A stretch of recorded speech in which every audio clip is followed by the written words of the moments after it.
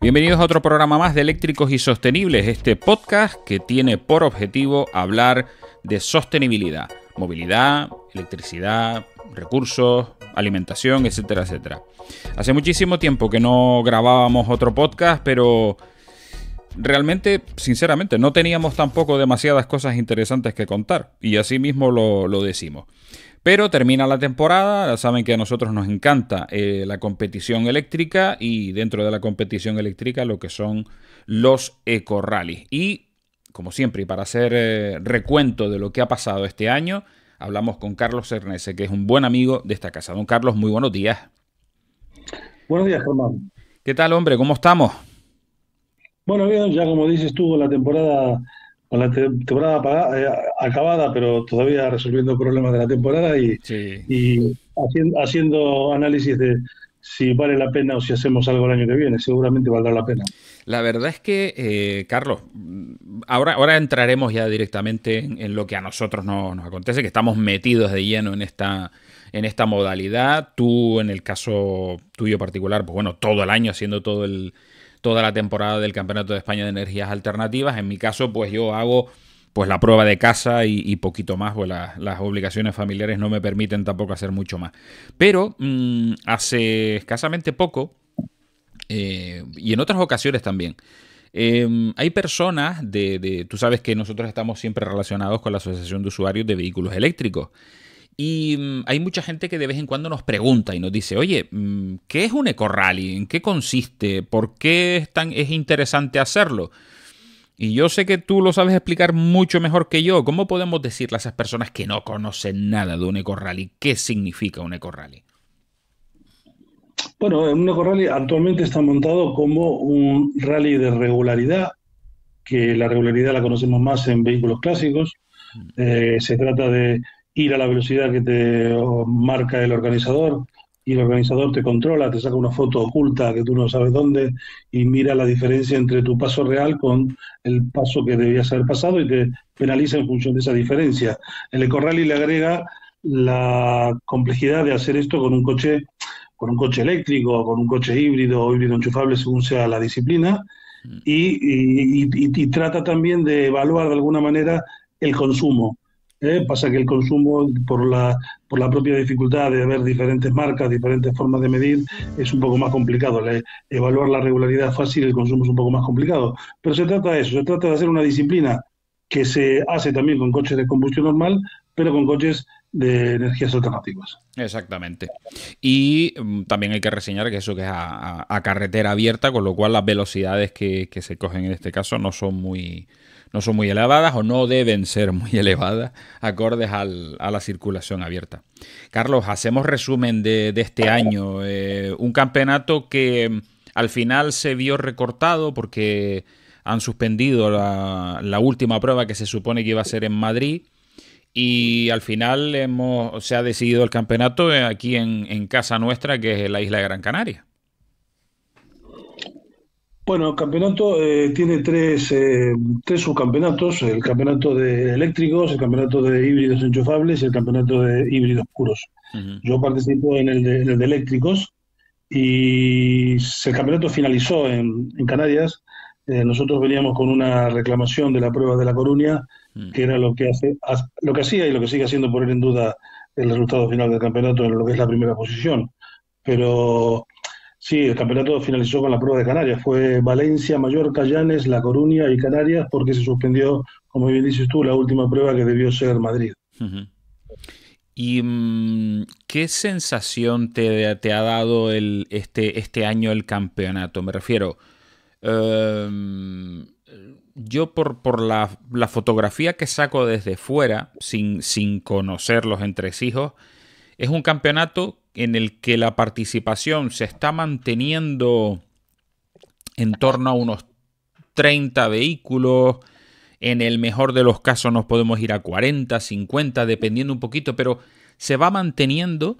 Y una cosa que me sorprende enormemente, enormemente, es que los eléctricos son mayoría, cuando en realidad, y todos conocemos el parque móvil que existe ahora mismo en España en general, la mayoría son los híbridos.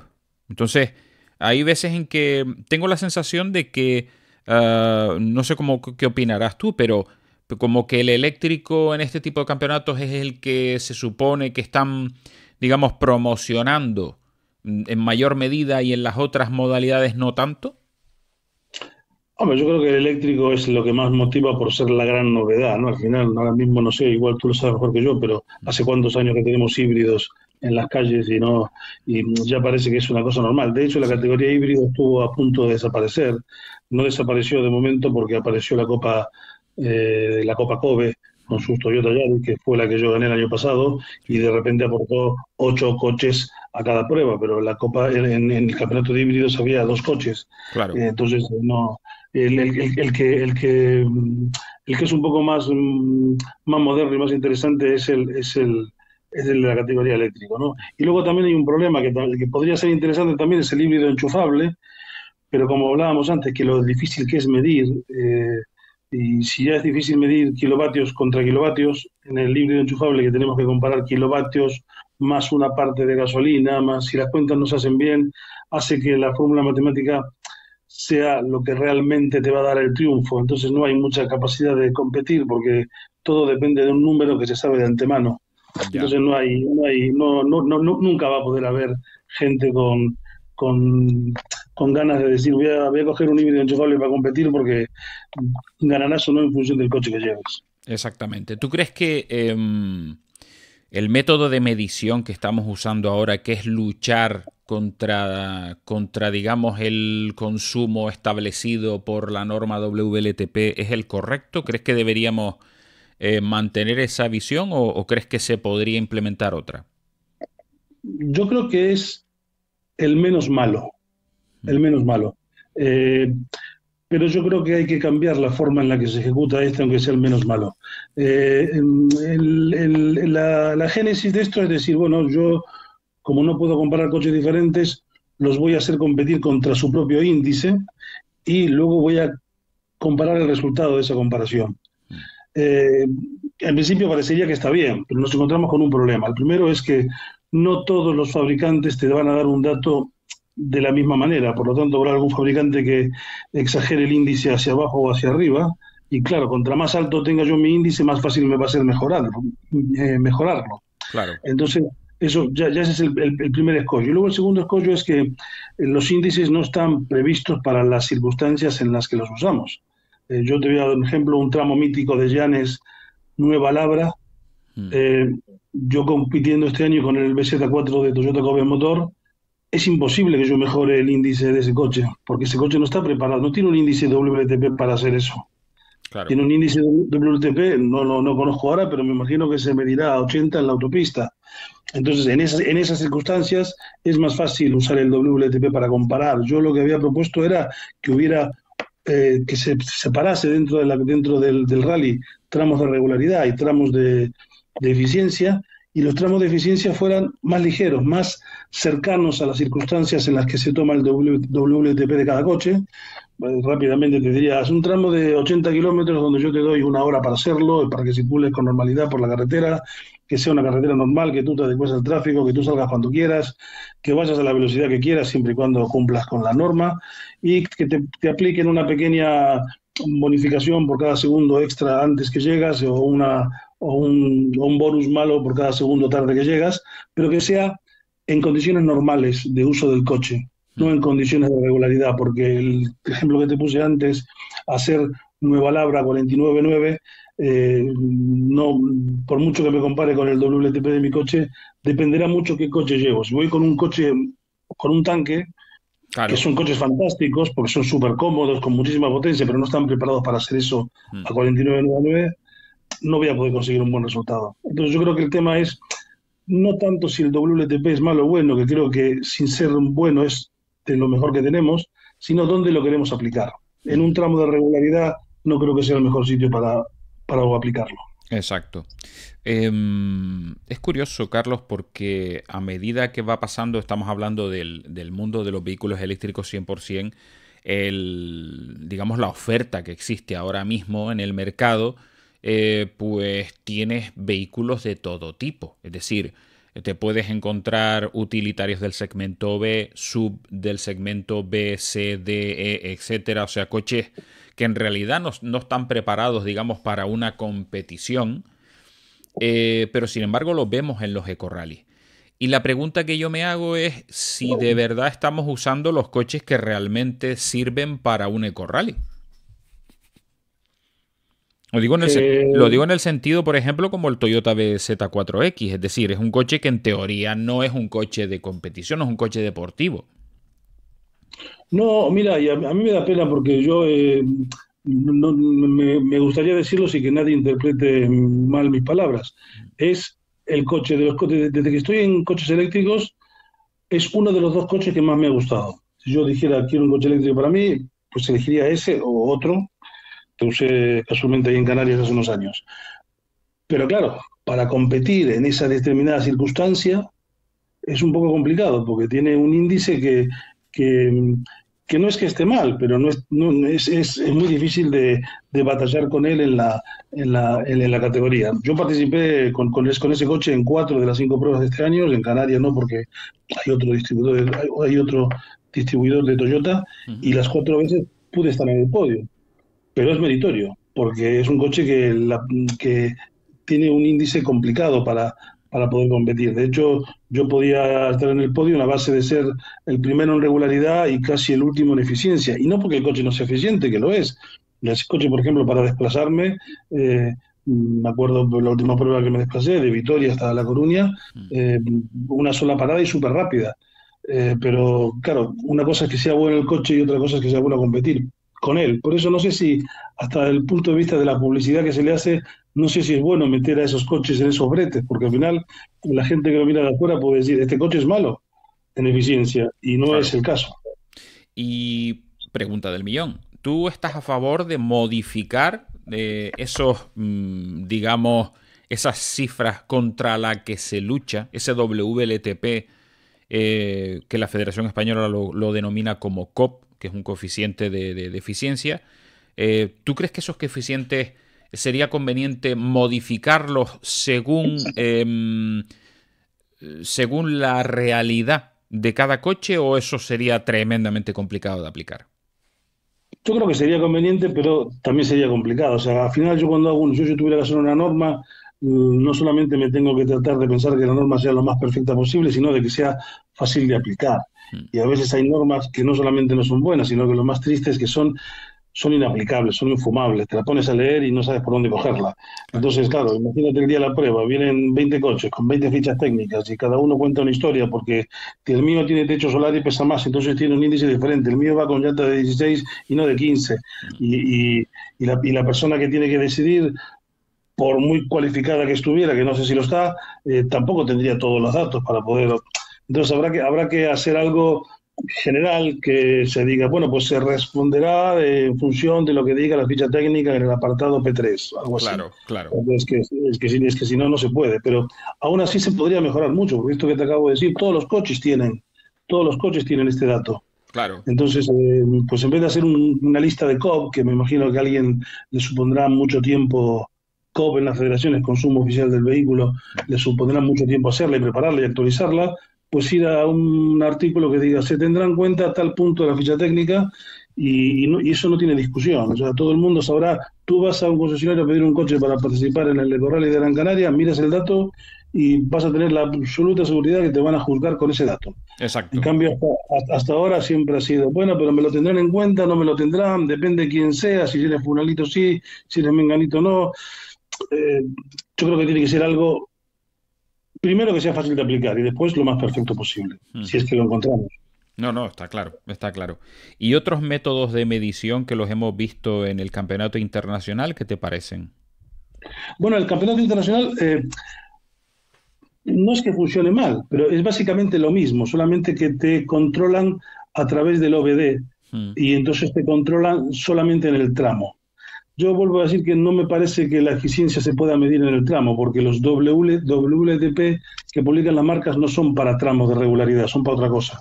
Entonces, mm, contra más grande sea el coche, contra más tanque sea el coche, más va a penalizar en esa circunstancia. claro. Eh, y luego tienen un problema, lo que hace la FIA.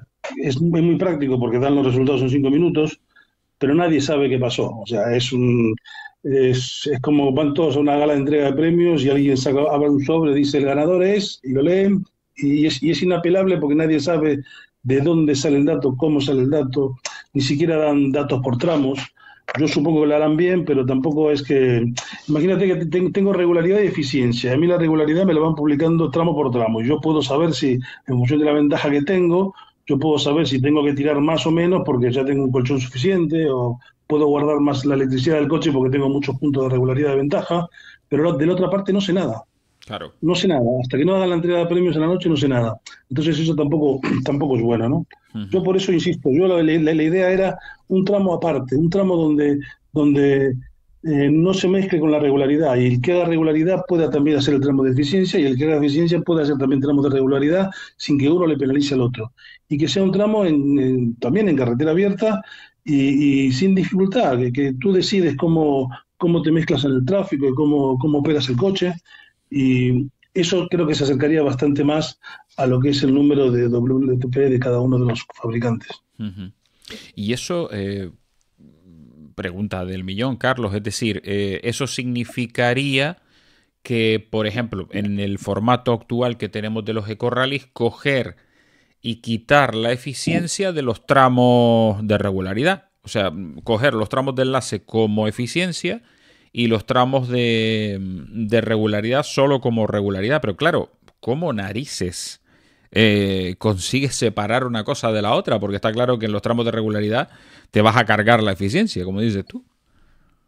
No, justamente el separarlo, porque imagínate que yo tengo dos secciones, 4 tramos de regularidad por la mañana y 4 tramos de regularidad por la tarde, y en el medio tengo un tramo de eficiencia que el organizador lo usará para desplazarse de un sitio a otro, y lo único que necesito es un comisario que meta la cabeza en el coche para ver que tu índice de batería está en el 75% al principio del tramo y otro al final. Y darte un tiempo y hacer unos cálculos, y yo lo tenía preparado. Te doy unos kilómetros para hacer con un roadbook súper sencillo, y te doy un tiempo objetivo, para que no me interesa ni que corras mucho ni poco. Entonces te digo, pues cada segundo que mejores el tiempo te voy a descontar 0,01 kilovatios de consumo, y cada segundo que empeores te voy a aumentar 0,03 para que no te salga a cuenta irte arrastrando por la carretera. Claro. Y por lo menos en esa condición será una condición más cercana al WLTP de cada coche. Es verdad que al hacer los comisarios por porcentaje se va a perder un poco de fiabilidad del dato, pero es que con el tema de los cargadores también perdemos tanto, porque los cargadores, en función de cuál es la gestión de carga que hace cada vehículo, el cargador es perfecto porque te da el kilovatio exacto, a la centésima de lo que salió del cargador. Pero sabemos que en función de la gestión de carga de cada vehículo, lo que entra a la batería no es necesariamente eso. Algunos pierden por la gestión de carga, algunos pierden más que otros. Entonces, tampoco estaríamos perdiendo tanta precisión. Y sería todo mucho más dinámico, porque yo podría hacer una prueba de estas en cualquier ciudad que me garantizase una cantidad de cargadores suficientes, y hoy por hoy las hay.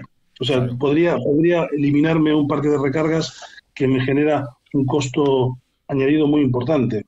Pues sí, la verdad es que sí. Y eso era un poco la pregunta que quería hacerte. Es decir, nosotros creo que todos coincidimos en que la recarga, sobre todo la intermedia, ¿no? Esas recargas, esos tiempos muertos que hay entre una sección y otra, deberíamos eliminarlos. En el Ecorrally de Gran Canaria precisamente se optó por una opción que era la primera sección el viernes por la noche, después los coches duermen y el sábado por la mañana se hace la segunda sección. ¿Qué te parece ese nuevo formato? Bueno, me parece bien. Lo que hay que hacer es hacer formatos que... Me voy a ir al formato viejo. Lo que no puedo hacer es que para correr un sábado yo tengo que llegar el jueves, porque el viernes por la mañana tengo que verificar, y hasta el domingo por la tarde no tengo los resultados. Esto tiene que ser mucho más práctico, y esto, si en un rally de regularidad, que a veces tenemos más de clásicos, que a veces tenemos más complejidad, somos capaces de recibir al personal el sábado a las 9 de la mañana, sacarlos a la carretera a las 11, y a las 7 pararlos a merendar y a las 8 darles los premios, aquí no veo mucha necesidad más. Y eso haría también que la gente que se pudiera incorporar fuera mayor, porque la verdad que ir a un eco-rally supone, aparte de que te guste y tener ganas y tener contactos porque te dejen un coche, supone tener muchos días libres. Porque imagínate para alguien peninsular, hacer esto en Canarias, o para alguien de Canarias hacer esto en la península, significa prácticamente tirar una semana. Claro. Porque la propia prueba me está demandando 3 4 días y más el viaje, más.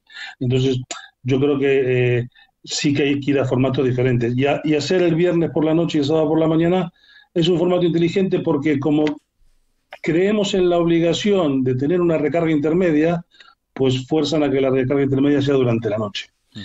Como los coches tienen que dormir, pues aprovechemos para hacerle eso. Pero es que hoy por hoy ni siquiera habría necesidad de recarga intermedia. O sea, si yo te paro 2 horas para comer, y te doy y te hago la prueba en una ciudad que tenga una disposición de cargadores suficiente y te doy un mapa de los cargadores, tú te resuelves la vida como quieras. Si tú necesitas ir a cargar, vas. Y si consideras que no necesitas porque acabas el ecorral y sin cargar, no vas. Y yo creo que eso es lo que debemos vender. Porque si yo soy una persona ajena a los coches eléctricos y miro un ecorrally, no me dan ganas de comprarme un coche eléctrico. Claro. Porque digo, vamos a ver, o sea, para hacer un rally de 8 tramos tengo que estar 4 días. Tengo que hacer parada cada 200 kilómetros de 3 horas y media. Los cargadores fallan. Veo que la gente que gana son toda gente que pesa 40 kilos cada una porque parecen jockey de caballos. Van con la ventanilla cerrada porque van sudando porque no les puede entrar aire. Pues no es apetecible. En cambio, si te demuestro que con un coche eléctrico puedes hacer lo mismo que haces con un coche de combustión y que todas estas cosas no son un problema, es que a mí me da mucha bronca cuando nos esmeramos en explicarle a la gente que todas las cosas que hacemos por ser eléctricos son un problema, porque así no vamos a Total. vender nada. Totalmente. Así, o sea, Totalmente. yo te voy a vender otra cosa. Mira, con el coche que fue en Eco y mi hijo a Monte Carlo, ahora es un coche que carga a 350 kilovatios a la hora. Mm. Que en cualquier momento del día, cuando paras en un viaje a pasar por el baño, a tomar un café o a mandar un email, en esos 15 minutos ya tienes autonomía suficiente para hacer 200 kilómetros más. No es un problema.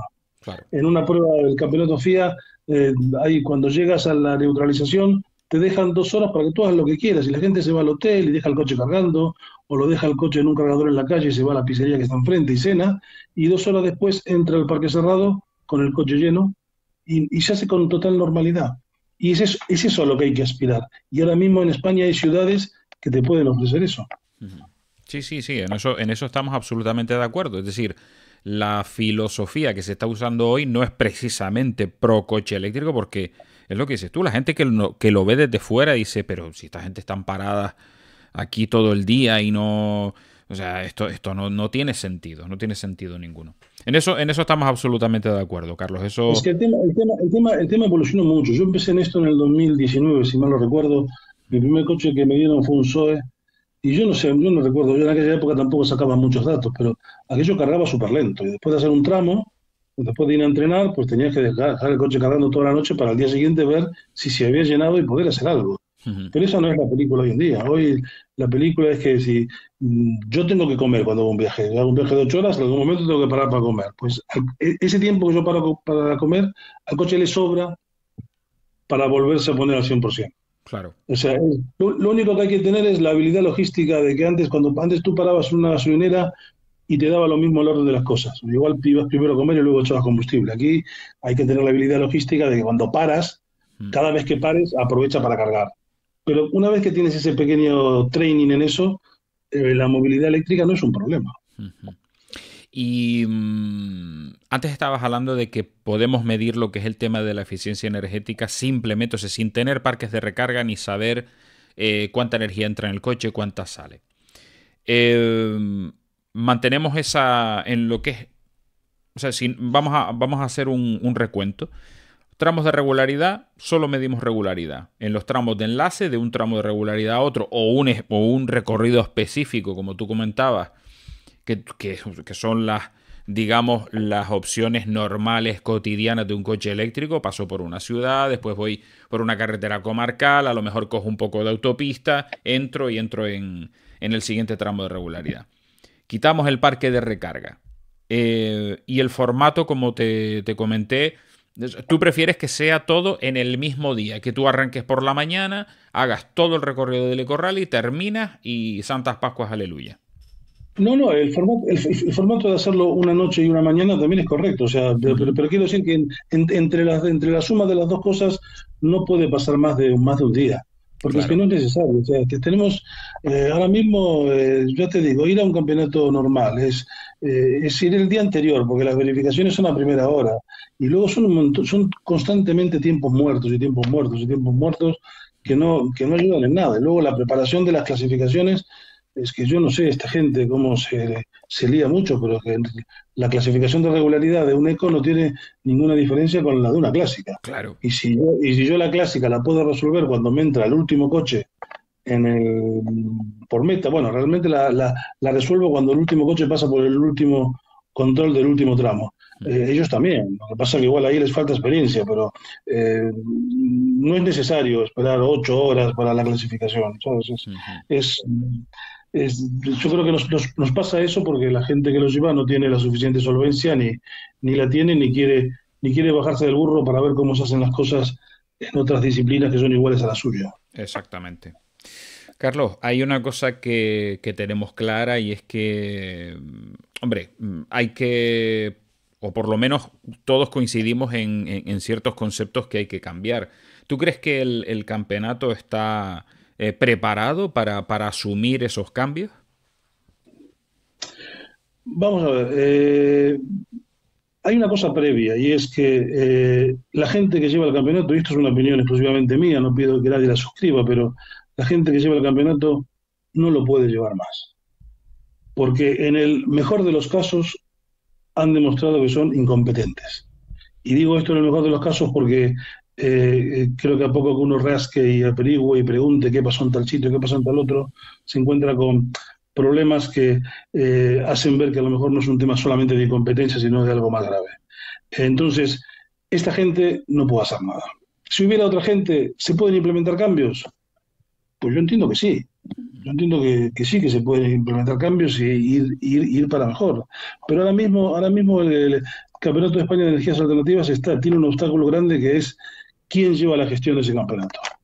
Eh, Pasan cosas que no son normales ni pueden ser, por muy bueno que sea, es imposible dejarlo a decir que son fruto de la casualidad, cuando los errores se producen siempre en la misma dirección y de la misma manera, y no importa tanto qué es lo que pasó, sino a quién le pasó, eh, esto tiene mal futuro. Con Mal. otra gestión, pues igual sí se podrían hacer otras cosas. Pero ahora mismo creo que el problema que tenemos es del que gestiona, no de tanto lo que hace. Estupendo. Bueno, tenemos una propuesta de cambio en cuanto al campeonato. Yo, vamos, coincido contigo al 100%. En el sentido, yo, por ejemplo, para el Eco Rally de Gran Canaria, con este formato de viernes noche y sábado por el día, para después terminar el mismo sábado, aunque sí es cierto, como dices tú, que estar esperando desde el sábado al mediodía hasta el sábado por la tarde, casi noche, para saber los resultados finales, está claro que eso es inadmisible. Esos tiempos muertos que tú comentabas, eso no puede ser. Es decir, si tú verificas un viernes, digamos, incluso no por la mañana, sino al mediodía, porque las cargas intermedias o las cargas previas no son necesarias, y yo creo que cada día lo tenemos más claro. Las cargas, tanto intermedias, no es necesario. Yo creo. Incluso se ha hecho un esfuerzo por desechar o excluir ciertos coches que no cumplen con un kilometraje, porque no sé qué pensarás tú, pero ¿cuál es el kilometraje adecuado para este tipo de pruebas?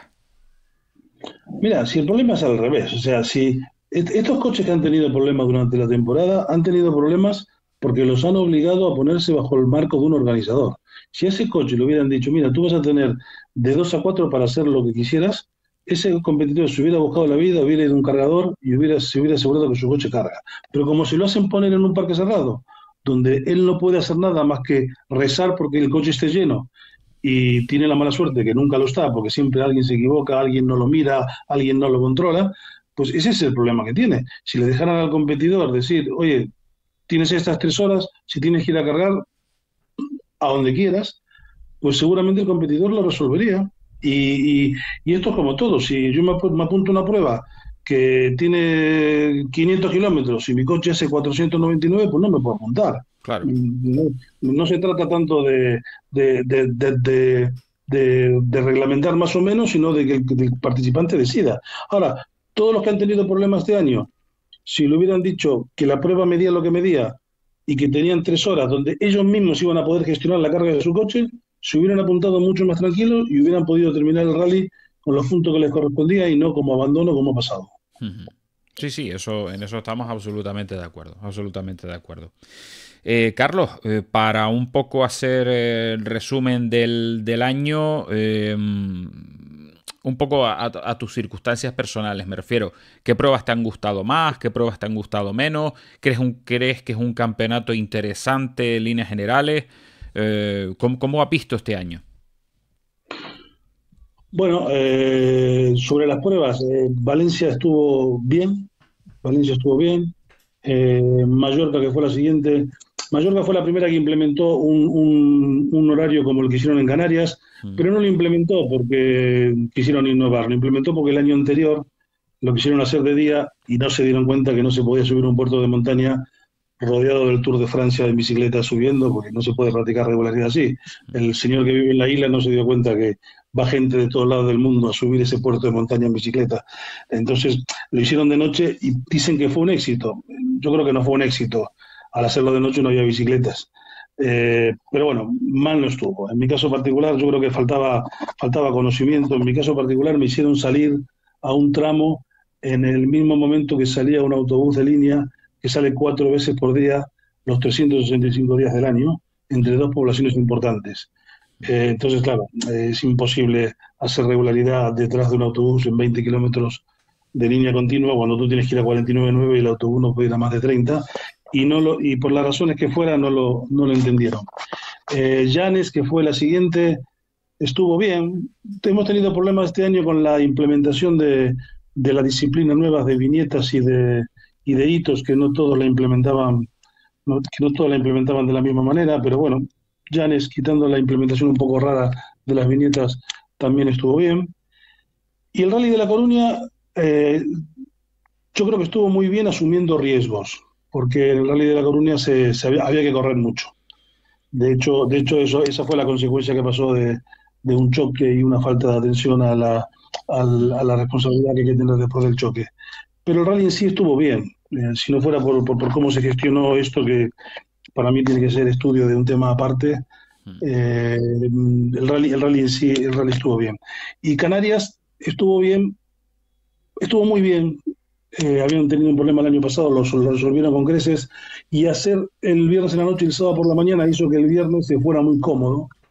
Y el sábado también nos encontramos un poco como en Mallorca, de sitios que al final no dejan de ser turísticos, tienen una carga de tráfico que hacen que la regularidad dependa mucho de la suerte que tengas de encontrártelos o no.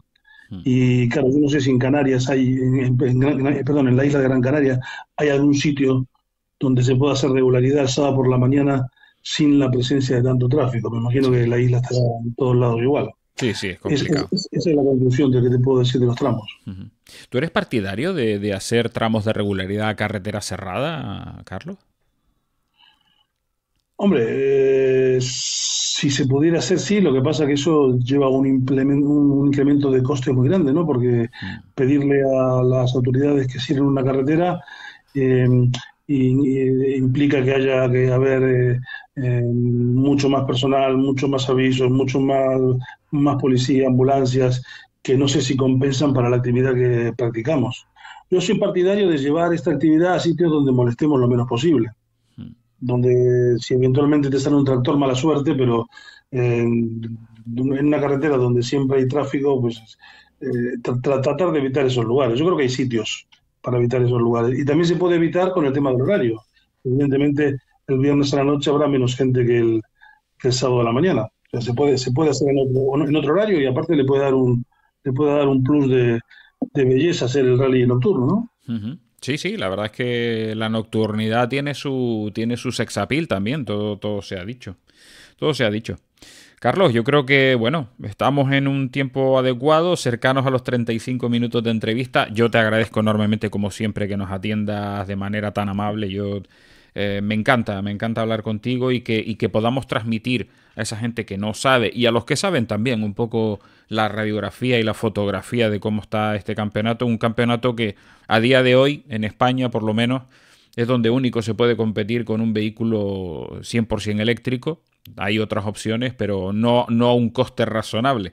Y en el caso de los ecorrallies es un coste bastante razonable. No sé si quieres añadir alguna cosita más y sobre todo eso, agradecerte la visión y la radiografía que haces de un campeonato que conoces a las mil maravillas y que ojalá, como dices tú, que quienes tengan que dirigir este campeonato, quienes tengan que dirigir este deporte, abran un poco los oídos y asuman que los cambios son buenos para todos porque, oye, no hay nada como la experiencia de los propios participantes.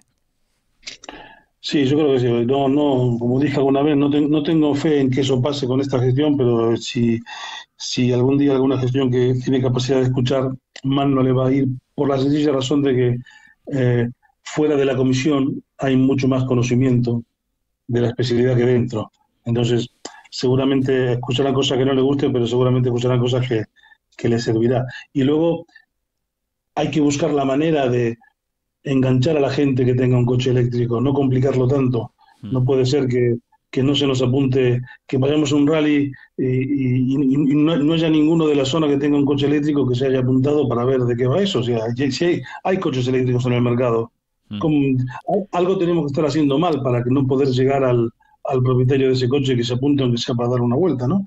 Sí, De hecho, sí. en las competiciones donde se hablaba de 40 coches, igual demasiados. Yo en eléctrico, por ejemplo, debemos ser 6 o 7 los que seguimos el campeonato que vamos a todas las pruebas, Mm. y luego hay 3, 4, 5 más del club local, Claro. pero poco más. Y tenemos que ser capaces de enganchar me imagino que en Gran Canaria habría 20, 30 personas que son propietarios de coches eléctricos que si conocieran esto y si lo pusiéramos fácil, se hubieran apuntado, no para ganar, pero aunque sea para estar ahí, dar una vuelta y ver cómo les viene esto de la competición, ¿no? Algo estamos haciendo mal que no somos capaces de coger a ese sector. Pues vamos a ver. De entrada ya te digo que con la restricción de participación de vehículos más antiguos, tal como lo estipula el campeonato, que de una fecha hacia atrás pues no es posible participar o te penalizan por participar, pues hombre, ya me dirás tú si un usuario de un coche, de un propietario de vehículo eléctrico que ya lo tiene ya hace 3 4 años, le dices, oye, mira, o no puedes participar o puedes participar pero con una penalización. Eso ya de entrada le dice el Entonces, señor. eso fue una consecuencia de cómo se fueron arreglando las cosas sin saber y sin sentido.